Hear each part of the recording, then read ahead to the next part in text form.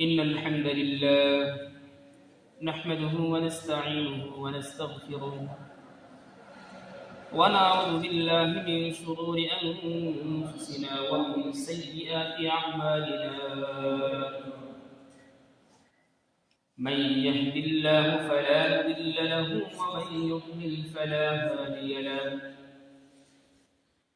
ونشهد أن لا إله إلا الله وحده لا شريك له ونشهد أن سيدنا وسندنا وحبيبنا وطبيبنا وقلوبنا وأولانا ومولانا محمدا عبده ورسوله أما بعد فأعوذ بالله من الشيطان الرجيم بسم الله الرحمن الرحيم شهر رمضان الذي أنزل فيه القرآن هدى للناس وبينات من الهدى والفرقان فمن شهد منكم الشهر فليصم وقال رسول الله صلى الله عليه وسلم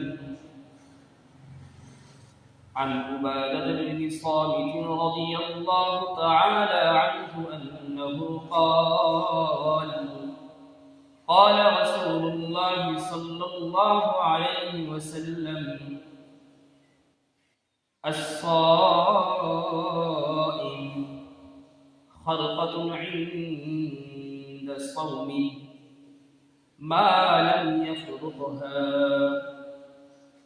آمنت بالله وصدق الله وصدق رسوله النبي الأمي الكريم ونحن على ذلك لمن الشاهدين والشاكرين والحمد لله رب العالمين الحمد لله মহান রব্বুল আলামিনের শুকরিয়া যে আল্লাহ তাআলা আপনাকে আমাকে সারাটা বছরের উত্তম মাস রমাদানুল মুবারক রমজান মাসে প্রথম জুমাতে মসজিদে জামেতে আসার তৌফিক দান করেছেন। এজন্য সকলের সেই মালিকের দরবারে শুকর আদায় করি আলহামদুলিল্লাহ। কারণ রমজান মাসের জুমা পাওয়াটা একটা ভাগ্যের একটা বিষয়। আল্লাহ তাআলার নিকট সারাটা বছরের মধ্য থেকে অন্যান্য মাসের তুলনায় সবচেয়ে বেহতর মাস হচ্ছে রমাদানুল মুবারক। উত্তম দিনের মধ্যে ইয়াউমুল জুমআ হচ্ছে উত্তম দিন। একই তো রমজান মাস, তার মধ্যে আবার শুক্রবার মুবারকপূর্ণ একটা দিন। আল্লাহ তাআলা আমাদেরকে সেই দিনে মসজিদে আসার তৌফিক দান করেছেন। আল্লাহ তাআলার নিকট দোয়া করতেছিলাম সকলে যেন আল্লাহ তাআলা আমাদের সকলকে রজবের শাবানের বরকত হাসিল করে রমজানকে হায়াত পাওয়া। আল্লাহর শুকর যে আল্লাহ তাআলা আমাদেরকে রমজান পর্যন্ত হায়াত দিয়েছেন। কারণ রমজান পর্যন্ত হায়াত পাওয়া এটা ভাগ্যের একটা বিষয়। কারণ রমজানের মধ্যে কোনো ব্যক্তি যদি তার আমলনামাকে বাড়ি করতে চায় তো সেই মুমিন ব্যক্তির জন্য রমজানের কোনো বিকল্প নেই। আমাদের বড়রা একটা কথা বলে যে রমজান মাসটা হচ্ছে বান্দার আমলনামাকে বাড়ি করার মাস। ব্যবসায়ীদের একটা সিজন আছে ব্যবসার জন্য, সামনে ঈদ উপলক্ষ করে বা অন্য কোনো উৎসব উপলক্ষ করে।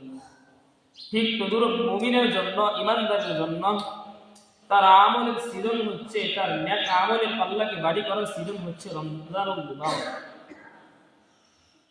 এই রমজান মাসে মুমিন ব্যক্তি তার আমলনামার সিজনটাকে সে যদি কাজে লাগায় তো তার আমলনামাটা বাড়ি হয়ে যাবে। তো কেমনে বাড়ি করবে? আল্লাহ নবী সাল্লাল্লাহু আলাইহি ওয়াসাল্লাম হাদিসের মধ্যে কিছু কর্মসূচি দান করেছেন যে মুমিন ব্যক্তি যখন রমাদানুল মুবারক আসবে কিছু কাজ করবে আর কিছু কাজ ছাড়বে। এগুলো যদি কোনো মুমিন করতে পারে তো তার জন্য সেই রমজানুল মুবারকটা বরকতময় রমজান হিসেবে গণ্য হয়ে যাবে। আর সেগুলো যদি সে নিজেকে আটকে ধরে এবং ছাড়তে যদি না পারে, তো তার জন্য রমজান আর রমজান থাকে না। তো তার রোজাটা কেমন যেন সিরা ফাটা কাপড়ের নেই, সিরা ফাটা ডালের নেই হয়ে যায়। আল্লাহ নবী সাল্লাল্লাহু আলাইহি ওয়াসাল্লাম হাদিসে ফরমান, আল্লাহ তাআলা বান্দাকে রমজান দান করেছে, রমজানকে ডাল হিসেবে আল্লাহ নবী খাইতে করেছেন। রমজান মাস যখন আসে, আল্লাহ তাআলা আল্লাহ বান্দাদেরকে বলে, তোমাদের রমজানকে তোমাদের রোজা দিয়ে আমি মাওলার জাহান্নাম থেকে তোমরা নিজেকে বাঁচাও। আল্লাহ নবী সাল্লাল্লাহু আলাইহি ওয়াসাল্লামের সাহাবী তার সামনে মিম্বারের সামনে বসে আছে, বলতেছেন, ও সরকার, রমজান ঢাল, এটা তো মানা বুঝলাম না, মানে কি, এর উদ্দেশ্য কি? আল্লাহ নবী বলেন, ও সাহাবী শোনো, আসিয়ামু জান্নাতুম মা লাম ইয়াফরুকহা, এই রমজানটা তোমাদের জন্য এমন ভাবে ডাল, কোন ব্যক্তির যদি ভালো ডাল থাকে তো সে তার শত্রু থেকে আত্মরক্ষার জন্য সেটা যথেষ্ট হয়ে যায়। ঠিক তদ্রুপ মুমিন বান্দা যখন রমজানুল মুবারাকের রোজা পালন করে, সিয়াম সাধনা করে, তো সে যদি আল্লাহ তাআলার সেই সমস্ত হুকুম আহকাম, নবীর বাতলানো পথ, নবীর যেগুলো আদেশ আর যেগুলো মামনু আছে সেগুলো থেকে সে যদি নিজেকে বাঁচিয়ে যদি রোজা পালন করে, আল্লাহ নবী বলেন, সে তোমার ঢালকে, তোমার ইয়াউমুল রমাদানের রোজাকে তুমি হেফাজত করছো। তো আল্লাহ নবী বলেন, রমজানের রোজাটাকে হেফাজত করতে চাইলে, তোমার রোজাটা যেন সিটে ফেটে যেন না যায়, তো সেটা হেফাজত করতে চাইলে তোমার কর্মসূচি হচ্ছে 5টি। 5টা কাজ করবা আর 5টা কাজ ছাড়বা। কি করবো ভাই? 5টা কাজ করবো আর 5টা কাজ ছাড়বো। করা তো সহজ, ছাড়া কঠিন। ছাড়া কি কি? আল্লাহ নবী সাল্লাল্লাহু আলাইহি ওয়াসাল্লাম বলেন,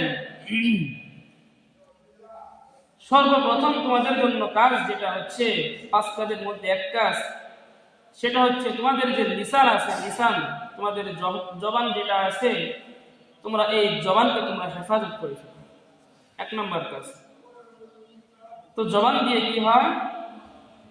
জবান দিয়ে 2টা পাপ সংগঠিত হয়।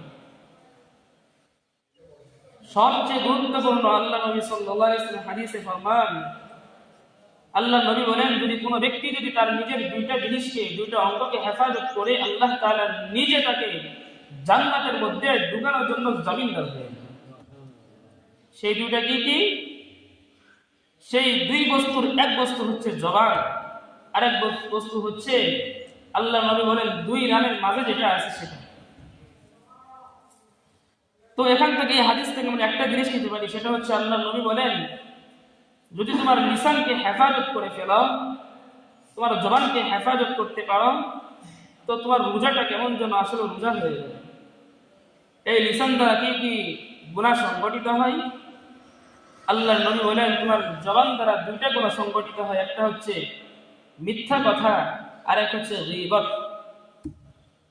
মিথ্যা ভয়াবহ অবস্থা। একটা মিথ্যার কারণে মানুষের সংসারে অশান্তি শুরু হয়ে যায়। একটা মিথ্যার কারণে নির্দোষ মানুষ দোষী সাব্যস্ত হয়ে যায়। একটা মিথ্যা কথার কারণে গোটা অঞ্চল তাদের উপর লানত আসতে থাকে। মিথ্যা খুব ভয়াবহ একটা অবস্থা। আল্লাহ নবী বলেন, 2 নাম্বার যে জবান দিয়ে গুনাহটা হয় সেটা হচ্ছে গীবত হয়। আলহামদুলিল্লাহ, আমাদের তো গীবতের কমন একটা বিষয়। কেমন কমন বিষয়? গীবত করি, গীবতটাকে মনেই করি না এটা যে গীবত করলাম। অন্যের দোষ চর্চা করছি, এটাকে মনেই করি না আমরা। মাশাআল্লাহ, পুরুষরা তো পরের কথা, মা বোনদের এটা সবচেয়ে আরো ভাবা হয়। কেমন হয়? 1জন 2জন চাচি বা মা বোন একত্রিত হয়েছে, বাস গীবতের খাতা তুলে নিয়ে বসছে। অমুকে সেই কাজ করছে, তমুক সেই কাজ করছে, আমার ছেলে এই করে, আমার তোমার ছেলে সেই করে। এরকম ভাবে গীবত করতে করতে আমাদের রোজাটার 12টা বাজে। এজন্য মুহতারাম হাজির, এই রমজানটাকে যদি হেফাজত করতে চাই, তো আমাদের গীবতকে নিজের জবান থেকে, নিজের জিহ্বা থেকে একদম কেটে সাটকাট করে ফেলতে হবে। আল্লাহ নবী সাল্লাল্লাহু আলাইহি সাল্লাম বলেন, যদি কোনো ব্যক্তি তার জবানকে হেফাজত করতে চায় তো সে যেন দুই কাজ থেকে সে যেন নিজেকে বাঁচায়। আল্লাহ নবী বলেন, এক নাম্বার হচ্ছে কিল, দুই নাম্বার আল্লাহ নবী বলেন গীবাত। অন্য হাদিসে ফরমান আল্লাহ নবী বলেন আল গীবাত আশাদ্দু মিনাজ জিনা। গীবাত এমন একটা জিনিস, গীবাত দিয়ে আল্লাহ তাআলা আল্লাহ নবী তার উম্মতকে সতর্ক করে বলেন, তোমরা জিনা করলে যে গুনাহ হয় তার চেয়ে ভয়াবহ গুনাহ তোমাদের গীবাত করার দ্বারা হয়ে যায়। না শুধু তা, একটা বিশ্বস্ত ওয়াকিয়াত ঘটনা আমাদের সামনে বর্ণিত আছে। আল্লাহ নবী সাহাবী, দুইজন মহিলা সাহাবী আল্লাহ নবীর সামনে আসছে এবং আল্লাহ নবীর নিকট সেই ঘটনা সাহাবীর মাধ্যমে চলে গেছে। আল্লাহ নবীর কাছে যে বলতেছেন, দুইজন মহিলা এমন আছে যাদের মরণাপন্ন অবস্থা। আল্লাহ নবী বলেন, আচ্ছা ঠিক আছে, তো দুইটা পেয়ালা নিয়ে সেই দুইজন মহিলার কাছে যাও। সাহাবীকে পাঠিয়েছেন আল্লাহ নবী। তো এই দুই মহিলাকে আল্লাহ নবীর আদেশ করা হলো যে তারা যেন এই দুই পেয়ালার মধ্যে একটু বমি করে। তো আল্লাহ নবীর কথা অনুযায়ী তারা বমি করছে। তো বমির সাথে তাদের মুখ থেকে দুইটা জিনিস বের হয়েছে, এক হচ্ছে মাংসের টুকরা বের হয়েছে, আর এক হচ্ছে রক্ত বের হয়েছে। তো আল্লাহ নবী সাল্লাল্লাহু আলাইহি ওয়াসাল্লাম সেই মহিলাদেরকে ডাকাইলেন। আল্লাহ নবী তাদেরকে জিজ্ঞাসা করলেন, তোমরা কি আজ গীবত করছিলা, অন্যের দুশ্চর্চা করছিলা? সেই মহিলা স্বীকৃতিতে বলে, জি আল্লাহ নবী, আমরা এমন গুনাহ করছি। আল্লাহ নবী সাহাবীদেরকে বলে, এই সাহাবী শোনো, যদি কোনো ব্যক্তি যদি এই গীবত নামক যদি কোনো ভয়াবহ কাজ করে, আল্লাহ তাআলা তার আমলনামাকে এমন ভাবে কলুষিত করে দেয়, সে জিনা করলে যে অপরাধ তার আমলনামায় চলে যায়। শুধু তা না, রমাদানুল মুবারকের মধ্যে সিয়াম সাধনা করা একটা সহজ কাজ। যদি কোনো ব্যক্তি যদি এই গীবত নামক গুনাহ করে, আল্লাহ তাআলা তার জন্য রমজানের রোজাকে কঠিন করে দেয়। অনেকে বলে রোজা রাখতে পারি না, কষ্ট হয়। কেন কষ্ট হয়? মুমিনের জন্য রোজা কষ্টের প্রশ্নই আসে। মুমিন তো তার আমলনামাকে ভারী করার জন্য সব সময় প্রস্তুত থাকে। আল্লাহ নবী বান্দাকে উৎসাহিত বলেন, রমজান মাস যখন আসে বান্দারা আমলনামাকে ভারী করা শুরু করে দেয়। কিভাবে? সে ফরজ কাজ একটা করে 70 ফরজের সওয়াব দান করে দেয় আল্লাহ তাআলা। নফল করে একটা, সেই নফলটাকে ফরজ বানাই দেয়। তো বোঝা গেল কি, আল্লাহ তাআলা মুমিনের আমলনামাকে ভারী করতে চাইতেছে। তো মুমিনের জন্য কষ্ট কেন হয়? আল্লাহ নবী বলেন, যখন কোনো মুমিন যখন অথবা মুমিনের যখন আল্লাহ নবীর বাতলানো পথ যখন সে মাইনাস করা শুরু করে দেয়, তো তার জন্য রমজানের রোজা পালন করা কঠিন হয়ে যায়, ফরজ নামাজগুলো আদায় করা কঠিন হয়ে যায়, তারাবি নামাজগুলো করাও কঠিন হয়ে যায়। এই জন্য মুহতারাম হাজিরিন, আল্লাহ নবী আমাদেরকে 5টা কাজ আদেশ করেছেন, 5টা কাজ মামনু করেছেন।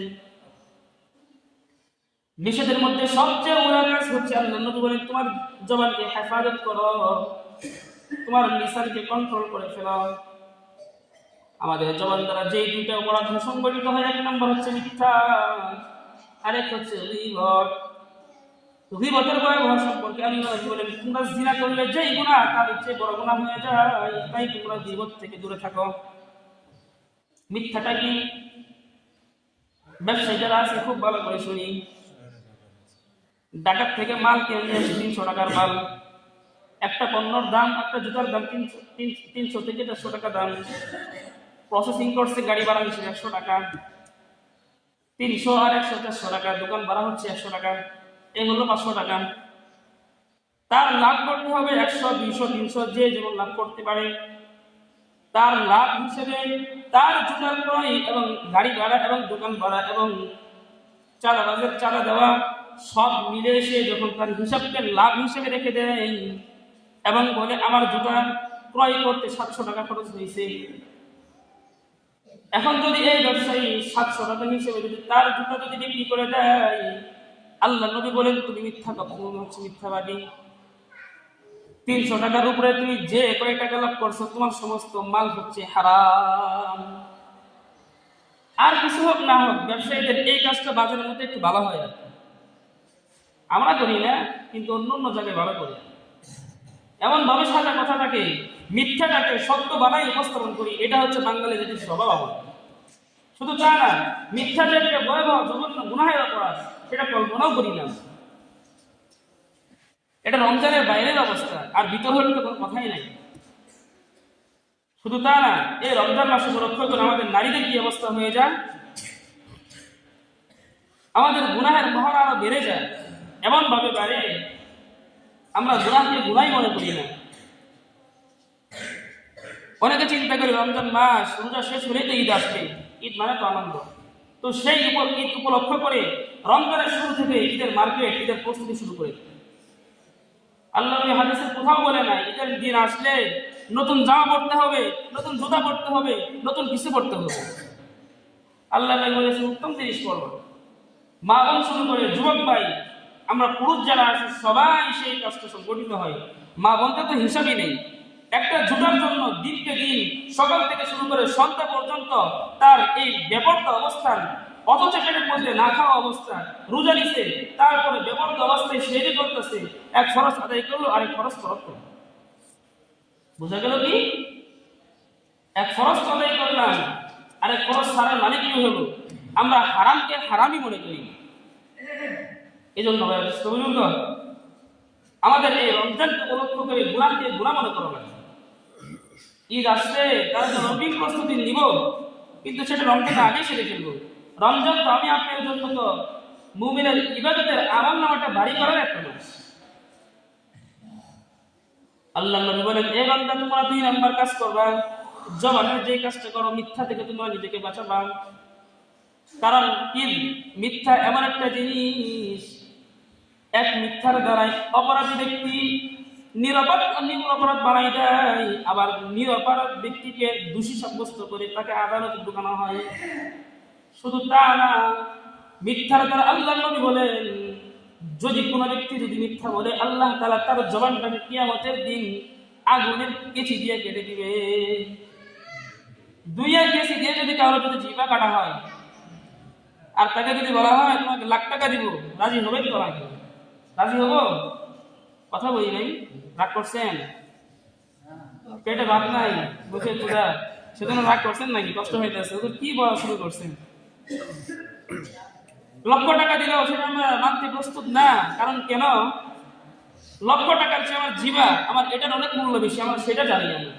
কিন্তু আখিরাতে যে ময়দান আছে, ময়দান মাহশার যেদিন কায়েম হয়ে যাবে, মিথ্যার কারণে তো জাহান্নামের আগুনে কেসিতে জীবাকে কাটা হবে, তখন কই যাবে? এই জন্য রমজান উপলক্ষ করে আমাদের সর্বপ্রথম যে কাজটা নিজেকে ওখান থেকে বাঁচাতে হবে, সেটা হচ্ছে নিজের জবানকে হেফাজত করতে হবে। আর জবানের 2 গুনাহ হয়, এক মিথ্যা হয়, 2 গীবত হয়। আল্লাহ নবী সাল্লাল্লাহু আলাইহি ওয়াসাল্লাম 2 নম্বর অপরাধ সাব্যস্ত করে বলেন, হে মুমিন, যে তোমরা যারা আছো, তোমাদের 2 নম্বর কাজ যেটা তোমরা নিজেকে বাঁচাবা, সেই 2 নম্বর কাজ হচ্ছে তোমাদের চোখ, আইনকে তোমরা হেফাজত করবা। চোখের হেফাজত করবা। এই চোখ দিয়ে হারাম কোনো কিছু দেখবা না। এই চোখ দিয়ে বেগানা এবং এগানা এই নারীকে ইফতিরাক করে। আল্লাহ নবী বলেন, বেগানা নারী যারা আছে, গায়রে মাহরাম যারা আছে, ওদের সমস্ত নারী থেকে তোমাদের চোখকে হেফাজত করবা। শুধু তা না, আল্লাহ নবী বলেন, এই চোখ দিয়ে নাটক, সিনেমা, অবাধ্য জিনিস, অশ্লীল কাজ যেগুলো আছে সেগুলো দেখবা না। সুদের খাতাকে লিখতে হবে, সেই সুদের খাতা লেখার সময় তোমার চোখকে অধিক দিবা না। অন্যের মাল লুটতরাজ হচ্ছে, সেটা তুমি চক্ষু দ্বারা দেখছো, তারপরে প্রতিবাদ করতেছো না, সেই সমস্ত কাজ থেকে তুমি দেখবা না। মেরে বায়স্ত বুজুর্গ, আল্লাহ নবী বলেন, তোমার চক্ষু দিয়ে যে সমস্ত নাফরমান হয়, এই সমস্ত নাফরমানি থেকে তোমার চক্ষুকে হেফাজত করবা। ফায়দা কি হবে? আল্লাহ নবী বলেন, তাহলে তোমার রোজা ফাটবে না, ছিড়বে না, টুকরা বিচূর্ণ হবে না। আল্লাহ নবী সাল্লাল্লাহু আলাইহি সাল্লাম 3 নম্বর কর্মসূচিতে বলেন, হে মুমিন জাতি তোমরা যারা আছো, এই রমজান উপলক্ষ করে তোমাদের কানকে তোমরা হেফাজত করে ফেলবা। কানে তুমি হেফাজত করবো, কান দিয়ে মিথ্যা শুনবো না, কান দিয়ে অবাধ্য অশ্লীল কথা শুনবো না, কান দিয়ে গান শুনবো না, কান দিয়ে সিনেমা শুনবো না, কান দিয়ে নাটক শুনবো না, কান দিয়ে অন্যের দুশ্চর্চাটাও শুনবো না। নিয়ত করা যাবে না ইনশাআল্লাহ? এগুলো গুনাহের কাজ, মারাত্মক গুনাহ। এগুলো ভয়াবহ কি পড়ে বলি। 5টা হিসাবে আমাদের নিজেকে কইছে নেই। 3 নম্বর আল্লাহ নবী বলেন তোমাদের কানকে এমন ভাবে হেফাজত করবা এই কান দিয়ে যেন কোনো নাফরমানি কোনো কাজ যেন না হয়ে যায়। 4 নম্বর আল্লাহ নবী বলেন হে মুমিন জাতি, তোমাদের অঙ্গ প্রত্যঙ্গ যা আছে, হাত আছে, পা আছে, মাথা থেকে শুরু করে পা পর্যন্ত অঙ্গ প্রত্যঙ্গ যেগুলো আছে সবগুলো এমন ভাবে তোমরা সাইন বানাই নিবা, রোজাদার বানাই নিবা, যেরকম ভাবে না খেয়ে আল্লাহকে ভয় করো, আল্লাহকে ভয় করে এমন ভাবে না খেয়ে থাকো যেন আল্লাহ তাআলা সব জায়গায় দেখতেছে। এই ভয়টা তোমরা যেরকম ভাবে নিজের মধ্যে ঢুকাও, এই ভয়টা তোমার মাথা থেকে শুরু করে পা পর্যন্ত যত অঙ্গ প্রত্যঙ্গ আছে সবগুলো অঙ্গ প্রত্যঙ্গের মধ্যে এই ভয় ঢুকাই দিবা। যখন গুনাহের দিকে হেঁটে চলবা পাকে ব্রেক করে দিবা, যখন সুদের টাকা নিতে যাবা হাতকে ব্রেক করে দিবা, যখন নাফরমানির কোনো কাজ জিনাহের কাজ করতে যাবা 2 রানের মাঝখানে হেফাজত করে ফেলবা, যখন অন্যের মাল লুটতরাজ করার চিন্তা ফিকির করবা এই চিন্তাকে দমিয়ে শয়তান থেকে পানা চেয়ে আল্লাহর দিকে রুজু করবা। অর্থাৎ মাথা থেকে শুরু করে পা পর্যন্ত যা অঙ্গ প্রত্যঙ্গ আছে এই সমস্ত অঙ্গ প্রত্যঙ্গ আপনি যেরকম আমি যেরকম রোজা রাখি সমস্ত অঙ্গ প্রত্যঙ্গ এইভাবে আল্লাহ তাআলার নিকট রোজা রাখে। সকাল থেকে শুরু করে সন্ধ্যা পর্যন্ত না খেয়ে রয়েছি, চিন্তা করে আমি রোজাদার, না না না। না খেয়ে রয়েছেন, সুদও নিলেন, না খেয়ে রয়েছেন, গালিও দিলেন, না খেয়ে রয়েছেন, ছবিও দেখলেন, না খেয়ে রয়েছেন, গানও দেখলেন, এরকম ভাবে গীবত করলেন, এর নাম রোজা না। আল্লাহ নবী এজন্য হাদিসের মধ্যে সতর্ক করে আল্লাহ নবী উম্মতদেরকে জানিয়ে দেয়, হে উম্মত শোনো, রমজান মাস যখন আসে,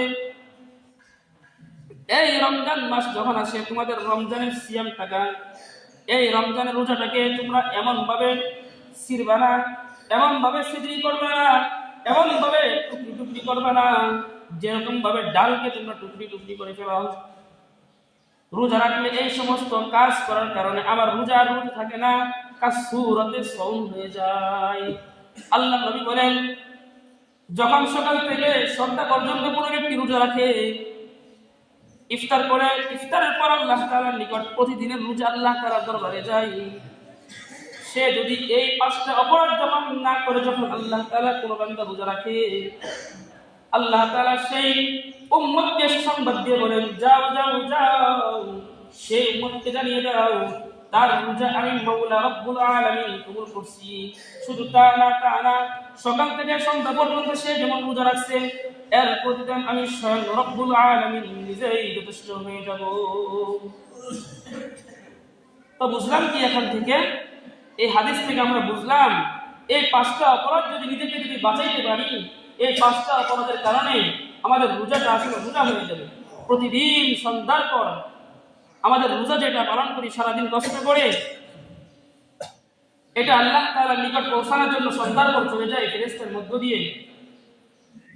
আল্লাহ তাআলা বলেন যদি কোনো ব্যক্তি যদি এই নাফরমানি করে, এই 5টা নাফরমানি করে যখন রোজা পালন করে, যখন সন্ধ্যা পার করে, যখন ইফতারের সময় ইফতার করে ফেলে, আর ফেরেশতার মধ্য দিয়ে যখন এই রোজাটা আল্লাহ তাআলার নিকট পৌঁছায় দেয়, আল্লাহ তাআলা বলেন তার রোজাটা আমি রব্বুল আলামিন তার সেটা কবুল করে দিই।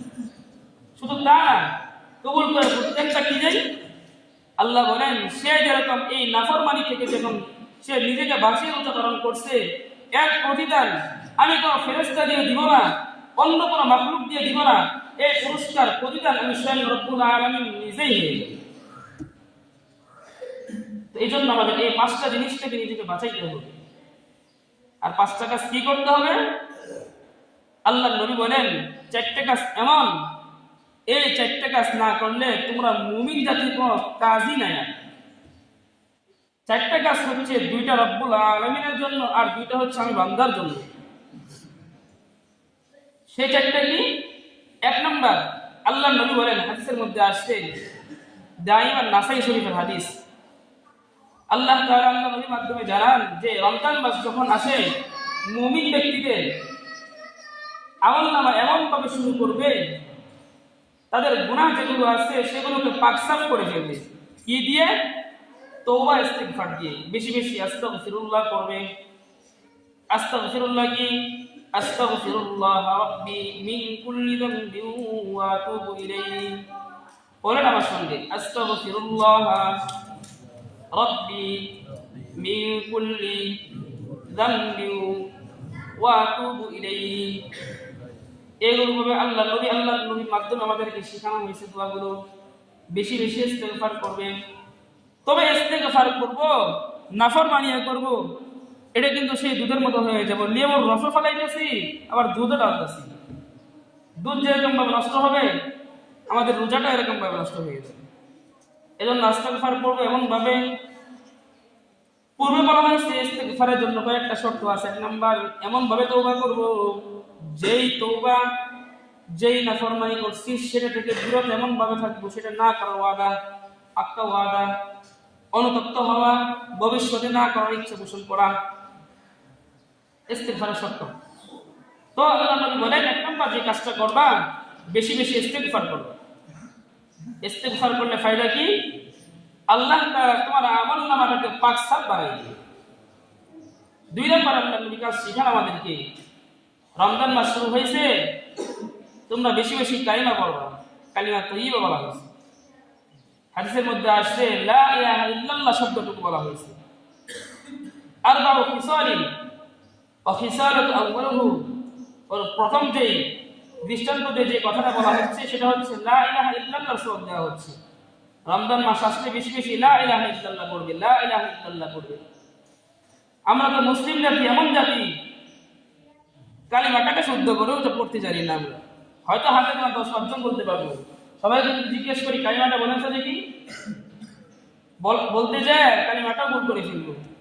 আমাদের মুসলিম জাতির এমন পরিচয়। এই জন্য কালিমা যদিও না পারি তো মৃত্যু সময়তে আটকে যাবো, দুনিয়াতে আটকে যাবো, জাহান্নামে ঢোকা লাগবে। মৃত্যুর পূর্বে কালিমা যদি নসিব যদি না হয়ে যাওয়া লাগবে ভাই, জাহান্নামে ঢোকা লাগবে।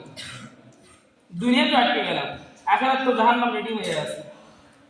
এই জন্য কালিমাটা ঠিক করে ফেলবে। আল্লাহ নবী বলেন, দুই নাম্বার যে কাজটা তোমরা সবচেয়ে বেশি করবা, কালিমা বেশি বেশি করে পড়বা। লা ইলাহা ইল্লাল্লাহ। পড়েন আমার সঙ্গে, লা ইলাহা ইল্লাল্লাহ, লা ইলাহা ইল্লাল্লাহ, লা ইলাহা ইল্লাল্লাহ। নিরিবিলি যখন থাকবো এখানে বেশি বেশি করে পড়বো। রাস্তায় হাঁটতেছি, অন্য তো কোনো কাজ নেই, মুখ তো খালি আছে, মুখ দিয়ে পড়া যাবে না, এই কথাটা পড়া যাবে। ইস্তেগফার একটা টার্গেট নির্ধারণ করব, বাজার পর্যন্ত যাব, বাজারের রাস্তাটাকে অর্ধেক করে ফেলবো। কেমন ভাবে অর্ধেক করবো? অর্ধেক রাস্তা আস্তাগফিরুল্লাহ করবো আর বাকি অর্ধেক রাস্তা কালিমা করবো। এরকম ভাবে নির্ধারণ করবো। দুই কাজ বেশি বেশি করা, যেটা আল্লাহ রব্বুল আলামিন বলেন এই দুইটা কাজ আমি রব্বুল আলামিন নিজের জন্য। আর দুইটা কাজ এমন আছে যে দুইটা কাজ বান্দা না করলে তার জান্নাতে ঢোকাও যাবে না, জাহান্নাম থেকে মুক্তিও পাইতে পারবে না। আল্লাহ নবী বলেন, হে আমার উম্মত, রমজান যখন আসবে এই রমজানের মধ্যে তুমি দুইটা কাজ এমন ভাবে করবা যেটা না করলে তোমার কোনো উপায় থাকবে না। একটা হচ্ছে জান্নাত চাবা, আর একটা হচ্ছে জাহান্নাম থেকে মুক্তি চাইবা। আল্লাহ নবী হাদিসের মধ্যে এই দোয়াটাকে সমষ্টিভাবে আমাদেরকে শিখাইছে, যেটা আল্লাহুম্মা ইন্নী আসআলুকাল জান্নাহ ওয়া আউযু বিকা মিনান নার।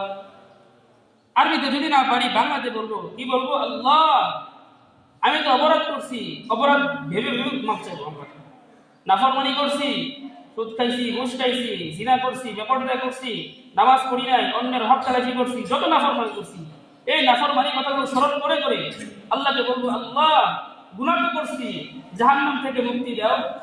আল্লাহ, আমি তো নাফরমানি করছি, জান্নাতে যাওয়ার উপযুক্ত না, জাহান্নাম থেকে মুক্তি দিয়ে আমাকে জান্নাত দিয়ে দাও। বাংলাতেই বলবো, পারা যাবো না ইনশাআল্লাহ। আর কেউ যদি আরবিতে যদি পড়তে চাই এইভাবে বলবো, আমার সঙ্গে বলেন বলেন আল্লাহুম্মা। কষ্ট হচ্ছে ভাই? রোজা রাখছেন, হুজুর কি শুরু করছে, সব পড়াইতেছে। বলেন আল্লাহুম্মা ইন্নী আসআলুকাল জান্নাহ ওয়া আউযু বিকা মিনান নার। এর অর্থ কি? আল্লাহুম্মা, হে আল্লাহ, ইন্নী, নিশ্চয় আমি, আসআলুকাল জান্নাহ, তোমার কাছে কিছুই চাই না, শুধু জান্নাতটা দাও মাওলা। ওয়া আউযু বিকা, আল্লাহ, অন্য কিছু থেকে মুক্তি চাই না, শুধুমাত্র মুক্তি চাই মিনান নার, জাহান্নাম থেকে মুক্তি চাই। কি সুন্দর অর্থ। এর বাংলা অর্থ কি দাঁড়াইলো? আরবিতে না পারি বলবো আল্লাহ জাহান্নাম থেকে মুক্তি দাও আর আমাকে তুমি মাওলা জান্নাত দিয়ে দাও। পারবো না ইনশাআল্লাহ? সহজ কাজ। 4টা কাজ করার জন্য বলছি। একটা কাজ, বেশি বেশি ইস্তিগফার করব। 2 নাম্বার, বেশি বেশি কালিমা তয়্যিবা করব। 3 নাম্বার, জাহান্নাম থেকে মুক্তি চাইবো। 4 নাম্বার, জান্নাত চাইবো। পারা যাবে ইনশাআল্লাহ? আরেকটা কথা বলে আসছে, সেটা হচ্ছে সকাল থেকে শুরু করে সন্ধ্যা পর্যন্ত আমরা যে রোজা রাখি, কেউ কোনো একটা গুনাহ করি না বলতে পারবো? অনিচ্ছা যেতে একটা গুনাহ হইতেই পারে, চেষ্টা করি তারপরেও হয়ে যায়। আল্লাহ নবী বলেন, বিয়ে আখির তোমার জন্য যে কর্মসূচি, সেটা হচ্ছে ইফতারের আগ মুহূর্তে তুমি রব্বুল আলামিনের নিকট দুয়ার জন্য বসে যাবে। এমন ভাবে বসে যাবা যে আল্লাহ তাআলার দরওয়াজা ছাড়া আর কোনো দরওয়াজা নাই। ওই রাস্তা দিয়ে যখন করে ওই ছোট ছোট বাচ্চা যারা ছিল কটকটি করে ছোট ছোট বাচ্চারা যখন, আমাদের ওদিকে এই শব্দটা ইউজ করে, ব্যবহার করে, যখন ছোট ছোট বাচ্চারা যখন কিছু কি লয়ে যায়, ভাঙ্গা ছোড়া লয়ে যায়, কটকটিওয়ালা কি করে, কিছু দেয় না? দেয় না? ছোট ছোট বাচ্চা যেগুলো আছে এমন এমন জিনিস নিয়ে যায় যেগুলো সে পাওয়ারই যোগ্য না। তারপরে যখন কান্নাকাটি শুরু করে দেয়, কটকটিওয়ালা মায়া করে কিছু হলে হাতে, বাচ্চাটার হাতে দিয়ে দেয়। কেন দেয়? বাচ্চাটা কান্না করতেছে যেন কান্না যেন না করে। রব্বে কারীম আল্লাহ তাআলা ফরমান, যখন কোন বান্দা যখন সকাল থেকে শুরু করে সন্ধ্যা পর্যন্ত রোজা রাখে, নাফরমানি করে, জবান দিয়ে গীবত করে, জবান দিয়ে মিথ্যা বলে, চোখ দিয়ে বেহায়া করনারীকে দেখে, কান দিয়ে গান শুনে, কান দিয়ে নাফরমানি শুনে, এবং অঙ্গ প্রত্যঙ্গ দিয়ে আল্লাহর নাফরমানি করে, এই সমস্ত গুনাহ সংগঠিত হওয়ার পর যখন সন্ধ্যা হয়ে যায়, ইফতার নিয়ে যখন সে বসে আর আল্লাহ তাআলার নিকট দুয়ার জন্য বসে, মাওলা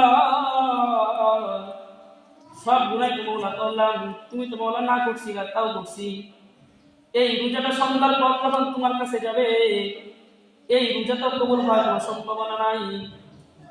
আল্লাহ বলেন, যখন এই রুনাজারি নিয়ে, এই টাকা দিয়ে, নিয়ে যখন আল্লাহ তাআলা তওবা করে, যেহেতু রমজান মাসের প্রথম জুমা সামনে ইনশাআল্লাহ আলোচনা করা হবে, এই রমজানের শুরু জুমা হিসেবে আপনাদের কাছে একটা মেসেজ রাখবো।